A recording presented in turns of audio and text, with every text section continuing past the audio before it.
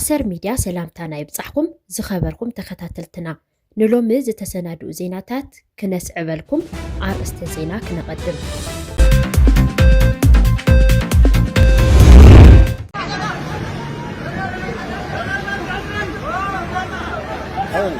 ኣብ ትግራይ ትሕቲ ዕድመ ዝርከብዎም ሰገናትን መናእሰይን ይገፈፍ ኣለዉ ተባሂሉ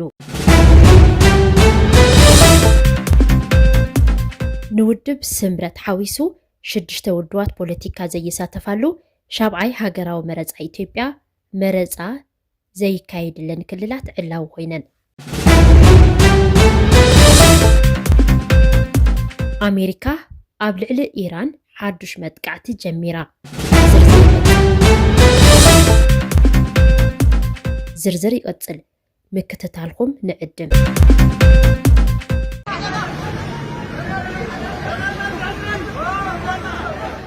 ኣብ ትግራይ ትሕቲ ዕድመ ዝርከብዎም ሰገናትን መናእሰይን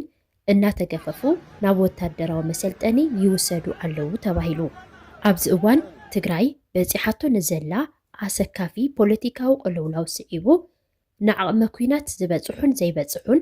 ካብ ገዝኦምን ካብ መገድን ይግፈፉ ከም ዘለው ዝረኸብናዮ ሓበሬታ ይርድእ መብዛሕትኡ መንእሰይ ነቲ ኣብ ትግራይ ካየድ ዘሎ ግፋ ይቃወም ከም ዘሎን ናይ ዝመርኣያ ድማ ንትግራይ ሓዲጉ ኣብ ምስዳድ ከም ዝርከብን ይግለጽ ኣብ ገዝኡን ከባቢኡን ዘይተረኸበ መንእሰይ ብወለዶ ኣቢሉ ንኽመጽእ እንተዘይተረኺቡ ድማ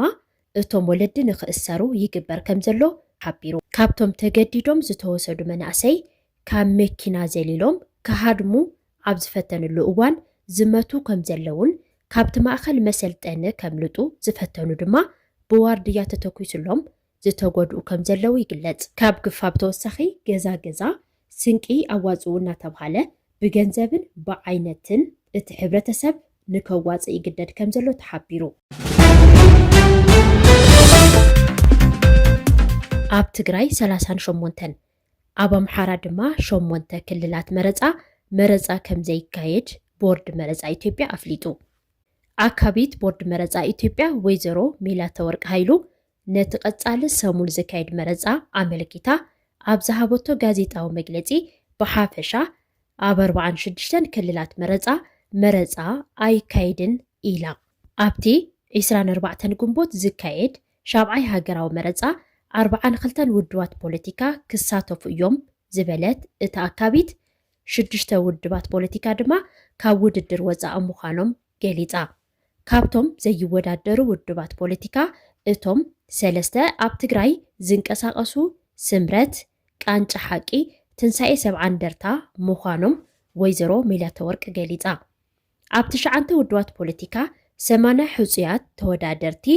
ኣብቲ መረፃ ከይሳተፉ ከም ዝተገበረ እውን እቲ ቦርድ ገሊጹ ኣሜሪካ